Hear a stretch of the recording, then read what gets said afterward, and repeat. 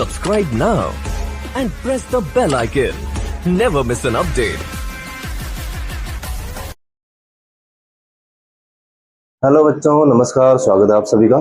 देखो बच्चों, आज का जो हमारा टॉपिक है वो है बेटा मानक इलेक्ट्रोड विभव, और जिसमें अपन के कहने का मतलब है अपन को ई नोट का मान देखेंगे अपन, और जो अपन के मेटल है थर्ड आयन वाले उनको कन्वर्ट करना है बेटा मेटल के सेकंड आयन के अंदर। बहुत इंपॉर्टेंट टॉपिक है और अच्छे से इसको पढ़ना है बेटा, क्योंकि इसमें से जो अपन के जो टेक्निकल क्वेश्चन बनते हैं ना वो बहुत ज़्यादा बनते हैं बेटा। ठीक है, और कोशिश करेंगे इस टॉपिक को बेटा सिर्फ 2 लाइन में पूरा करने की। ठीक है, यदि आपने ये 2 लाइन समझ लेना बेटा इस टॉपिक की, इसका मतलब है आपको पूरा टॉपिक अच्छे से समझ में आ गया। ठीक है, तो विशेष तौर से जो मैं चीज बोल रहा हूँ ना उसका आपको ध्यान देना बेटा, कोई भी वर्ड मिस नहीं करना है, क्योंकि हो सकता है कि जो कोई वर्ड जो हम बता रहे हैं बेटा, कई बार क्या होता है लिखने से ज्यादा हम बोलने पे ज्यादा ध्यान देते हैं। ठीक है ना, जो मैं चीज बोल रहा हूँ उसको आपको अच्छे से समझना है। ठीक है, तो शुरुआत करते हैं बेटा, आपका फालतू टाइम वेस्ट ना करते हुए। देखो, मानक इलेक्ट्रोड विभव यानी बेटा ई नोट, जिसको अपन मानक अपचयन विभव भी बोलते हैं। ठीक है, अब इसमें से बेटा एक ही चीज ध्यान रखना, जैसे एम, जो कहने का मतलब है एम का मतलब बेटा यहाँ पे मेटल है यानी धातु। जो धातु के थर्ड आयन है उसको सेकेंड आयन में कन्वर्ट करने के लिए अपन को क्या करना पड़ेगा बेटा, कि ये एक इलेक्ट्रॉन को ग्रहण करेगा। प्लस आवेश का मतलब क्या है कि भाई इसने 3 इलेक्ट्रॉन त्याग रखे हैं, ठीक है ना, किसी दूसरे को दे रखे हैं। अब इसको वापस 1 इलेक्ट्रॉन देके वापस चेंज किस में करना है बेटा, अपन के M+2 के अंदर। ठीक है, तो मैं एक छोटी सी लाइन लिख रहा हूँ बेटा। लाइन ये है कि ये जो अभिक्रिया है, एक छोटी सी अभिक्रिया बता रहा हूं मैं आपको, ध्यान देना बेटा शुरुआती पॉइंट पे। यदि शुरुआती पॉइंट समझ में आ गया ना, इसका मतलब आपको अच्छे से पूरा क्लियर हो गया। ठीक है, तो देखो, मेटल थर्ड आयन 1 इलेक्ट्रॉन को वापस क्या करेगा बेटा, ग्रहण करेगा और ग्रहण करके चेंज हो जाएगा बेटा मेटल सेकेंड आयन के अंदर। ठीक है ना, बस इसका इतना सा ध्यान रखना बेटा। ठीक है, ये जैसे अपन के एक्वा रूप हो गया और ये भी वापस चेंज हो जाएगा बेटा एक्वा रूप के अंदर, क्योंकि आयन हमेशा किस रूप में रहते हैं, एक्वा रूप में होते हैं, तभी तो विभाजित होते हैं ना बेटा। ठीक है, अब इसमें मैंने कोई एक चीज का ध्यान रखना बेटा, ध्यान ये रखना है कि ये जो अपन के M+3 आयन है ना बेटा, ठीक है, इसके ऊपर विशेष तौर से ध्यान देना आप। यदि ये M+3 आयन आसानी से इलेक्ट्रॉन ग्रहण कर ले, ठीक है, क्या कर ले बेटा, आसानी से इलेक्ट्रॉन ग्रहण कर ले, उसका हमेशा ई नोट का मान क्या रहेगा बेटा, अधिक रहेगा। ठीक है, तो यहां मैं एक छोटी सी लाइन लिख रहा हूं कि जो मैंने अभी बोली है कि आसानी से इलेक्ट्रॉन ग्रहण करना, इसका मतलब रहेगा बेटा अपन के ई नोट का मान हमेशा क्या रहेगा बेटा, उसका उच्च रहेगा। ठीक है, अब देखो बेटा 2 लाइन कौन सी बोल रहा था मैं, ये तो समझ में आ गया कि मेटल आयन 1 आयन ग्रहण करके मेटल सेकेंड आयन के अंदर कन्वर्ट हो रहा है, और आसानी से यदि कोई इलेक्ट्रॉन ग्रहण कर ले तो वो क्या रहेगा बेटा, उसका ई नोट का मान क्या रहेगा, उच्च रहेगा। और ई नोट का मान उच्च होता है ना, इसका मतलब वो धनात्मक प्रवृत्ति में जा रहा है। ठीक है, अब देखो बेटा मुख्य लाइन कौन सी है उसको ध्यान से दो। यदि ध्यान रखना आप, ई नोट का मान उच्च कब रहेगा, ई नोट का मान उच्च कब रहेगा, जो अभी मैंने चीज बोली है बेटा। ठीक है, सेम यही चीज है, ई नोट का मान उच्च, या फिर आप इसको बोल सकते हो बेटा धनात्मक, धनात्मक मान आएगा इसका ई नोट का। ठीक है, कैसे आएगा, वो है बेटा जब M+3 आयन, जब M+3 आयन क्या हो जाए बेटा, आसानी से इलेक्ट्रॉन ग्रहण करके M+2 में चेंज हो जाए। अभी मैं बताऊंगा कैसे ग्रहण करेगा। तो यहां लिख रहा हूं मैं M+3 आयन आसानी से इलेक्ट्रॉन ग्रहण करके करके M+2 आयन, ठीक है, इसमें परिवर्तित हो जाता है बेटा, M+2 आयन बन जाता है। ठीक है, दूसरी लाइन देखो ना बेटा, ई नोट का मान कम कब होगा, ई नोट का मान कम यानी बेटा ऋणात्मक, ठीक है ना। अब ऋणात्मक का क्या ध्यान देना बेटा अपन को कि जब M+3 आयन आसानी से इलेक्ट्रॉन ग्रहण नहीं करे, ठीक है, और कब आसानी से इलेक्ट्रॉन ग्रहण नहीं करेगा, जब वो बेटा खुद स्थिर रहेगा, क्या रहेगा अपन के, स्वयं स्थिर रहेगा, ठीक है। तो यहां लिख देता हूं मैं अपन के, जब M+3 आयन स्वयं स्थिर हो, स्वयं स्थिर हो तो आसानी से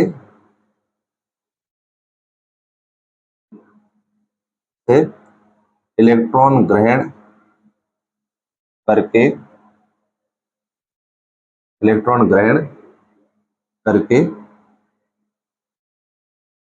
M+2 बनना कठिन होता है,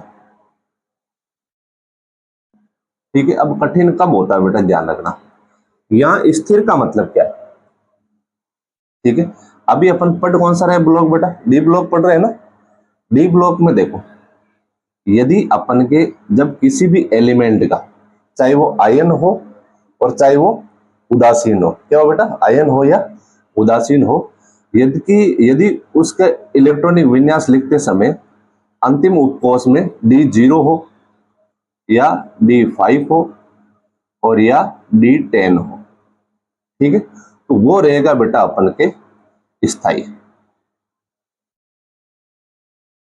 ठीक है ना बेटा। और यदि उसके इलेक्ट्रॉनिक विन्यास में अपन के यदि वो स्थाई है, ठीक है, तो बेटा उसमें अपन को यदि इलेक्ट्रॉन प्रवेश करवाना है तो अपन को इलेक्ट्रॉन प्रवेश करवाने में क्या होगी बेटा, थोड़ी बहुत प्रॉब्लम आएगी, ठीक है ना। तो इस चीज को आपको अच्छे से माइंड में रखना है। यदि M+3 स्वयं क्या हो बेटा, स्थिर हो, जैसे आपको अभी एक दो चार उदाहरण बताऊंगा आपको मैं, ठीक है। फिलहाल इतना ही ध्यान रखना, इन दो लाइनों को अच्छे से दिमाग में बैठा लो। पहली लाइन क्या है, E0 का मान धनात्मक कब होगा, जब M+3 आयन आसानी से इलेक्ट्रॉन ग्रहण कर ले। आसानी से इलेक्ट्रॉन ग्रहण कब करेगा बेटा, जब इनके अलावा उनका इलेक्ट्रॉनिक विन्यास होगा, D0 D5 और D10 के अलावा यदि इलेक्ट्रॉनिक विन्यास है तो वो आसानी से इलेक्ट्रॉन को ग्रहण कर लेगा, ठीक है। और यदि ये अपन के स्थायी जो इलेक्ट्रॉन है, विन्यास है, इलेक्ट्रॉनिक विन्यास, यदि वो आ जाए M+3 में, ठीक है, तो वो आसानी से इलेक्ट्रॉन ग्रहण करके M+2 बेटा चेंज नहीं होगा, ठीक है ना। अब देखो, जैसे अपन एक दो एग्जांपल लेते हैं। एग्जांपल की बात करें तो सबसे पहले लेते हैं बेटा नंबर 1 स्केडियम। ध्यान से समझना, आप एक दो उदाहरण पढ़ोगे ना बेटा तो पूरा सारा समझ में आ जाएगा। जैसे स्केडियम है अपन के Sc, स्केडियम, ठीक है। और स्केडियम का जो बेटा परमाणु क्रमांक होता है ना, ठीक है, वो होता है अपन के Z, परमाणु क्रमांक होता है बेटा 21, ठीक है। और इसका जो इलेक्ट्रॉनिक विन्यास रहेगा वो रहेगा अपन के 4s2 और 3d1। ये तो है बेटा उदासीन परमाणु का, ठीक है। अब अपन के बात क्या चल रही है बेटा कि अपन को Sc+3 इलेक्ट्रॉन ग्रहण करके किस में चेंज हो रहा है बेटा, Sc+2 में। ध्यान देना बेटा इसको कि हमारे पास में Sc+3 है, ये है ना बेटा, स्केडियम+3 इलेक्ट्रॉन ग्रहण करके चेंज हो रहा है बेटा Sc+2 में, ठीक है। अब Sc+3 है ना बेटा, इसका इलेक्ट्रॉनिक विन्यास क्या होगा, Sc+3 का मतलब क्या है बेटा कि इसमें से 3 इलेक्ट्रॉन बाहर निकालने हैं इस उदासीन परमाणु से, ठीक है। तो Sc+3 है ना, इसका इलेक्ट्रॉनिक विन्यास हो जाएगा बेटा, 2 तो S वाले निकलेंगे और एक कौन सा निकलेगा बेटा, D वाला, ठीक है। तो यहां हो जाएगा बेटा 3d0 हो जाएगा। और मैंने क्या बोला था, जब कोई स्थाई हो, क्या हो बेटा, स्थाई हो, ठीक है, तो स्थाई से अब वापस अपन यदि इसके अंदर इलेक्ट्रॉन प्रवेश करवाएं Sc+3 में, जो इसका स्थायी इलेक्ट्रॉनिक विन्यास है 3d0, अब यदि मैं इसके अंदर इलेक्ट्रॉन प्रवेश करवाऊं तो बेटा मुश्किल से होगा। क्यों, क्योंकि Sc+3 है वो स्थायी अवस्था में है, ठीक है ना। और जब स्थायी अवस्था में इलेक्ट्रॉन प्रवेश करवाना होता है तो क्या होता है बेटा, बहुत कठिन होता है, ठीक है ना। और मैंने क्या बोला बेटा, यदि स्थायी है, कठिन है, तो बेटा इसमें अपन के E0 का मान क्या रहेगा, कम रहेगा, ठीक है। तो यहां लिख देता हूं मैं अपन के इसका कि E0 का मान कम होता है, ठीक है, क्या होता है बेटा, ई नोट का मान क्या होता है, हमेशा कम होता है। कारण समझ में आ गया होगा। ठीक है, चलो कारण भी लिख देता हूं आपके। कारण क्या है बेटा, कारण अभी जो मैंने बताया कि जो स्केडियम प्लस 3 है ना बेटा, ठीक है, उसका इलेक्ट्रॉनिक विन्यास क्या है बेटा, 3d0 है। तो यहाँ लिख देता हूँ स्केडियम प्लस 3, इसका इलेक्ट्रॉनिक विन्यास 3d0। और ये बेटा क्या है अपन के, स्थाई है, स्थाई, ठीक है, और स्थाई है। तो अब बेटा स्थाई बोल सकते हो या अपन के, चलो खाली है पूरा। अब यदि अपन इसके अंदर इलेक्ट्रॉन प्रवेश करवाएंगे तो क्या हो जाएगा बेटा, अपन के लिए कठिन हो जाएगा। ठीक है, और स्थाई होने के कारण क्या हो जाएगा बेटा, Sc+3 इलेक्ट्रॉन ग्रहण करके Sc+2 बनना क्या हो जाता है बेटा, थोड़ा कठिन हो जाता है। ठीक है, तो ये चीज लिखने की आवश्यकता नहीं है, आपको समझ में आनी चाहिए बेटा। ठीक है ना। अब पहला रीजन तो ये हो गया। ठीक है, कारण में बेटा एक तो ये लिख देना आप, Sc+3 3d0 क्या है बेटा, स्थाई है, इसलिए अपन के Sc+3 से इलेक्ट्रॉन ग्रहण करके Sc+2 बनना क्या होता है बेटा, कठिन होता है। ठीक है, इस चीज का आपको ध्यान रखना है। चलो एक दो एग्जांपल और लेते हैं। ठीक है, जैसे नंबर 2 लेते हैं बेटा, जिंक का। नंबर दूसरा है जिंक, Zn, जिंक, इसको समझना बेटा आप। अब जिंक को देखो बेटा, जिंक का परमाणु क्रमांक क्या होता है, 30 होता है, ये होता है बेटा 30। और इसका इलेक्ट्रॉनिक विन्यास क्या रहेगा अपन के, 4s2 और 3d10। क्या होता है बेटा, 4s2 3d10। ठीक है, अब यदि मैं इसकी बात करूं, इस प्रकार एक समीकरण लिखो इसकी, कि जो हमारा Zn+3 आयन है वो इलेक्ट्रॉन ग्रहण करके किसमें परिवर्तित होना चाहता है बेटा, Zn+2 में। ठीक है, अब बताओ बेटा Zn+3 का मतलब क्या है। ठीक है, Zn+3 का मतलब बेटा, हमेशा देखो ध्यान रखना बेटा, S इलेक्ट्रॉन पहले निकलता है, ठीक है, उसके बाद में D इलेक्ट्रॉन निकलता है। ठीक है, लेकिन जब अपन इसके अंदर वापस इलेक्ट्रॉन प्रवेश करवाएंगे, ठीक है, तो पहले डी में भरना है, उसके बाद में एस में भरना है। ठीक है, अच्छे से दिमाग में सेट कर लो कि जब निकलता है तो एस पहले निकलता है, डी बाद में निकलता है, और जब वापस भरते हैं ना बेटा, तो डी पहले भरते हैं, एस बाद में भरेंगे। ठीक है ना। तो अब देखो बेटा, 3 इलेक्ट्रॉन निकाल रहा हूं मैं अपन के, 2 तो एस के निकाल दूं और एक इसका निकाल दूं 10 का, तो क्या हो जाएगा बेटा, ये जो Sc+3 है ना, सॉरी जिंक, जिंक पढ़ रहे हैं ना बेटा, ये जो Zn+3 है, इसका जो इलेक्ट्रॉनिक विन्यास हो जाएगा बेटा 3d9। ठीक है, अब इसको देख के बताओ बेटा, इसमें कोई 3d, ये d0, d5, d10 है, ये तो d9 है ना, d9 है, इसका मतलब क्या रहेगा बेटा, ये आसानी से इलेक्ट्रॉन ग्रहण करके स्थायित्व प्राप्त कर सकता है, कर सकता है। ठीक है ना, और यदि आसानी से इलेक्ट्रॉन ग्रहण कर रहा है तो उसके ई नोट का मान क्या रहेगा बेटा, अधिक रहेगा। ठीक है, तो इसलिए लिख देता हूं मैं अपन के, ई नोट का मान क्या रहेगा बेटा, अधिक होता है, अधिक होता है। ठीक है ना, चलो कारण भी लिख देते, साथ में कारण लिखते रहना बेटा। कारण, कारण क्या हो जाएगा बेटा, कि जो हमारे Zn+3 है, ठीक है, और ये इसका जो इलेक्ट्रॉनिक विन्यास है क्या बेटा, अपन के 3d9 है। ठीक है, और 3d9 है बेटा, तो ये क्या है बेटा, अस्थाई है, और जो अस्थाई होता है ना बेटा, वो अपन के आसानी से इलेक्ट्रॉन ग्रहण करके इसमें परिवर्तित हो जाता है अपन के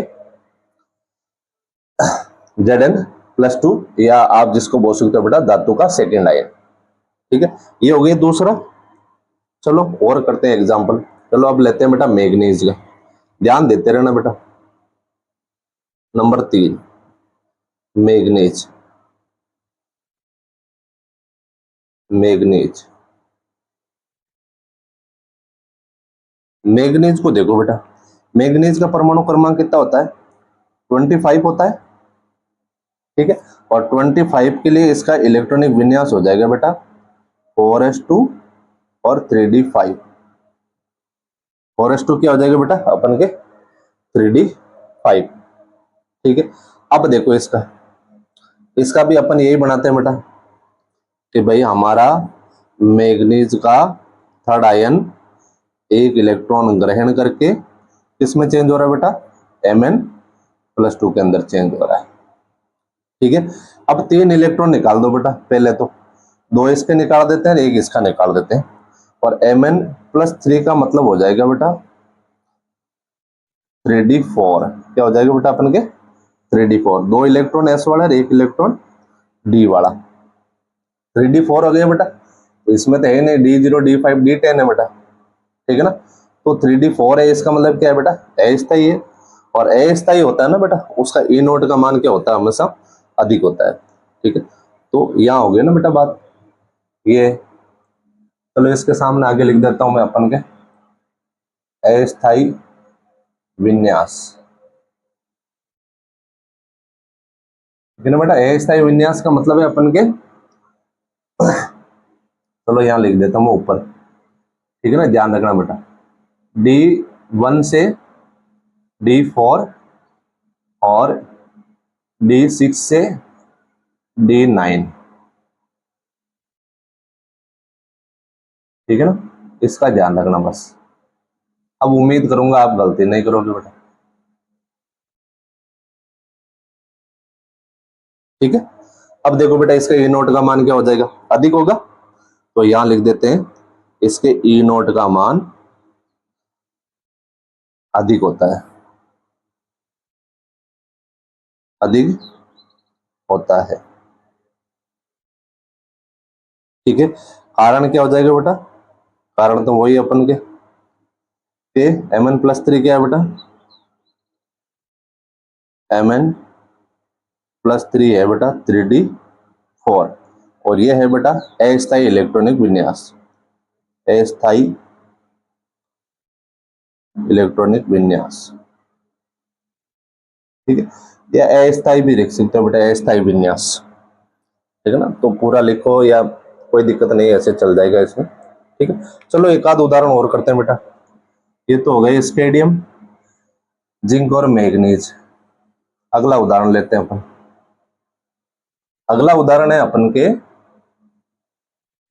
आयरन का लेते हैं बेटा, पॉइंट नंबर 4, आयरन, Fe यानी फेरम आयरन। आयरन कितने नंबर पे आता है बेटा, जिसका माइंड एक्टिव है वो तो फटाफट बता देगा बेटा, जो अच्छे से पढ़ाई करता है। इसका परमाणु क्रमांक होता है बेटा 26, ठीक है ना, और इसका इलेक्ट्रॉनिक विन्यास क्या हो जाएगा बेटा 4s2 और 3d6 हो जाएगा। सिंपल सी बात है ना बेटा, ये 3d5 है तो वो 3d6 ही होने वाला है। ठीक है, अब इसको देखो बेटा ध्यान से, ठीक है, इसका भी अपन आयरन थर्ड आयन एक इलेक्ट्रॉन ग्रहण करके आयरन सेकंड आयन में कन्वर्ट हो रहा है बेटा। ठीक है ना, अब इसको देखो, आप बताओ मेरे को, जैसे +3 है, +3 का मतलब क्या, 3 इलेक्ट्रॉन बाहर निकले हुए हैं, यानी 2 तो एस के निकले हुए हैं, 1 डी का निकला हुआ है बेटा। ठीक है, तो जो Fe है ना बेटा +3, इसका इलेक्ट्रॉनिक विन्यास क्या प्राप्त हो रहा है अपन को, 2 तो एस वाले निकाल दिए, 1 पी वाला सॉरी डी वाला निकाल दिया, तो इसका हो गया बेटा 3d5। ठीक है ना, अब D5 की कहानी आ गई बेटा इसके अंदर देखो।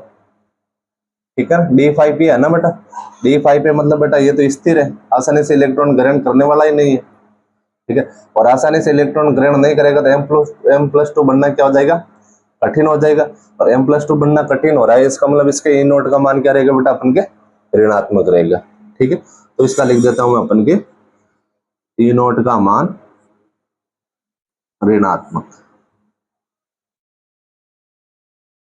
ठीक है, क्यों ऋणात्मक है बेटा, इसका कारण अपन ने अभी क्या बताया कि जो Fe+3 है इसका इलेक्ट्रॉनिक विन्यास रहेगा बेटा 3d5।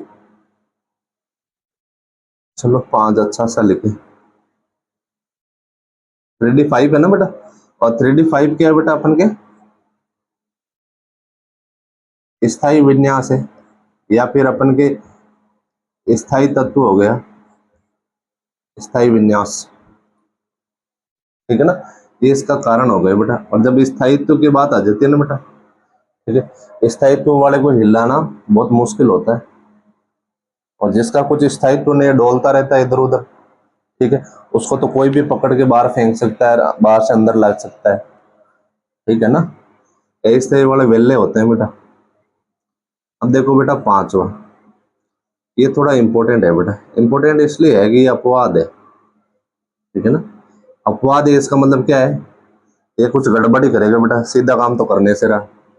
वी यानी बेटा वेनेडियम, ठीक है। और वेनेडियम का जो बेटा परमाणु क्रमांक होता है ना, वो होता है बेटा 23। जेड होता है बेटा इसका 23। और 23 के लिए इसका जो इलेक्ट्रॉनिक विन्यास है वो रहेगा बेटा अपन के 4s2 और 3d3, ठीक है ना, 4s2 3d3। अब मेरे को यदि इसका क्या बनाना बेटा, इसी तरह बनाना बेटा, V+3 इलेक्ट्रॉन ग्रहण करेगा और V+2 में चेंज हो जाएगा, ठीक है ना। तो यहाँ जो V+3 है ना बेटा, इसका इलेक्ट्रॉनिक विन्यास क्या रहता है अपन के, V+3 का मतलब दो इसके चले गए, एक इसका चले गए, यानी बेटा 3d2 होता है, ठीक है ना। लेकिन ये क्या है बेटा, अपवाद है। अपवाद है इसलिए इसका मान कायदे के अनुसार तो क्या होना चाहिए बेटा, अपन के V+3 है, आसानी से इलेक्ट्रॉन ग्रहण कर लेगा, और कायदे के अनुसार तो बेटा E0 का मान इसका अधिक होना चाहिए। लेकिन इसका बेटा यहाँ उल्टा होता है, E0 का मान ऋणात्मक होता है बेटा, या E0 का मान कम होता है, का मान कम होता है, ठीक है ना। अब इसका कारण भी लिख रहा हूँ बेटा, कारण थोड़ा अटपटा है, ध्यान देना आप। इसको आप याद कर सकते हो बेटा। दो कारण दिखाऊंगा, दो में से जो आपको अच्छा लगे। जब V+3 इलेक्ट्रॉन ग्रहण के V+2 में जाता है ना बेटा, ठीक है, तो V+2 का इलेक्ट्रॉनिक विन्यास हो जाता है बेटा 3d3, ठीक है। और इसमें अपन के V+2 वाला है ना बेटा, इसमें अपन के नाम सुना होगा आपने, ऑक्टाहेड्रल क्षेत्र, ऑक्टाहेड्रल क्षेत्र, ऑक्टाहेड्रल क्षेत्र। ऑक्टाहेड्रल क्षेत्र मतलब बेटा देखो, अपन बनाते हैं ना, जैसे डी ब्लॉक है, 2 3 4 5, ठीक है। कितने इलेक्ट्रॉन है भाई इसमें, फिलहाल तो 2 इलेक्ट्रॉन है, डी के अंदर 2 इलेक्ट्रॉन। और V+2 की बात करें तो 3 इलेक्ट्रॉन है, ठीक है ना। इसका इस प्रकार बनाते हैं बेटा अपन ऊर्जा आरेख, 1 2 3, 1 और 2। ये होता है बेटा T2G, और ये होता है बेटा EG, ठीक है। जैसे अपन इलेक्ट्रॉनों का भरने का क्रम देखते हैं ना बेटा, शुरुआत अपन नीचे वाले से करते हैं, 1 2 और 3, ठीक है। तीनों इलेक्ट्रॉन भर दिए अपन के पास में, 3 ही थे। पहले कितने थे बेटा, V+3 था, 2 इलेक्ट्रॉन ही थे। और ये इसमें यदि 3 इलेक्ट्रॉन आ जाए ना बेटा, ठीक है, इसको बोला जाता है अपन के T2G अर्ध भराव। क्या बोला जाता है हमेशा, अर्ध भराव, यानी आधा भर गया T2G। और यदि T2G आधा भर जाए ना बेटा, ठीक है, तो वो हमेशा विशेष स्थायित्व देता है। क्या करता है बेटा, अपन के विशेष स्थायित्व देता है। ये एक अपवाद केस है, क्योंकि उसके बाद में तो उसको बेटा अधिक ऊर्जा चाहिए इसके अंदर जाने के लिए, तो ठीक है ना। तो इसको क्या करता है बेटा, विशेष स्थायित्व देता है। कब, जब V+3 चेंज होकर किस में जा रहा है, अपन के V+2 में चेंज हो रहा है, ठीक है ना। तो ये थोड़ा सा एक अपवाद है। चलो ये लिख देता हूं मैं अपन के आपके अपवाद।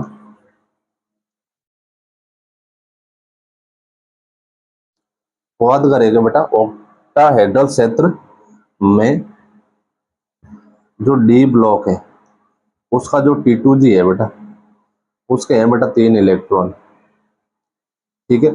इसलिए यहां लिख रहा हूं बेटा मैं अर्ध भराव, अर्ध भराव, यहां लिख रहा हूं आगे T2G। कौन सा बेटा T2G, ये जो अभी अपन बात कर रहे थे, DT2G पूरा लिख देता हूँ, चलो DT2G इस तरह है ना बेटा। ये क्या करता है, विशेष स्थायित्व देता है, विशेष स्थायित्व देता है। और जब विशेष स्थायित्व देते की बात आती है ना बेटा, तो V+2 क्या हो जाएगा बेटा, अपेक्षाकृत स्थिर हो जाता है बेटा, ठीक है ना। तो यहाँ लिख देता हूँ अपन के V+2 ये हो जाता है बेटा स्थिर। एक रीजन तो यह है। दूसरा कारण बता देता हूँ आपको मैं, सेकंड कारण भी बता देता हूँ चलो आपको, ठीक है। सेकंड कारण ये है बेटा, अपन ने पिछले क्लास के अंदर एक चीज पढ़ी थी कि जिसके आवेश का मान अधिक होता है ना बेटा, ठीक है, उसकी जल योजन एंथैल्पी का मान भी क्या होता है बेटा, अधिक ऋणात्मक होता है, ठीक है ना। तो ये जो V+3 है ना बेटा, इसका आवेश अधिक है, और अधिक होने के कारण क्या है बेटा कि इसके जल योजन एंथैल्पी का मान क्या होता है बेटा, अधिक ऋणात्मक होता है। जल योजन एंथैल्पी क्या होती है वो आप पिछली क्लास में जाके आराम से देख सकते हो, अच्छे से क्लियर कर रखा है, ठीक है। तो दूसरा रीजन ये भी लिख सकते हो बेटा, V+3 आयन का आवेश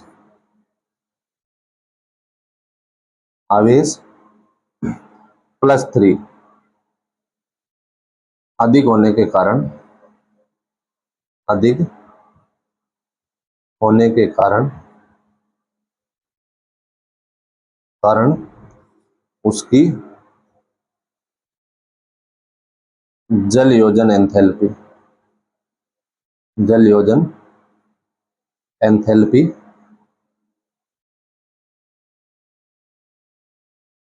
अधिक ऋणात्मक होती है। ये क्यों ऋणात्मक होती है बेटा, पिछली क्लास में अच्छे से पूरा बता रखा है, एंथैल्पी अधिक ऋणात्मक होती है,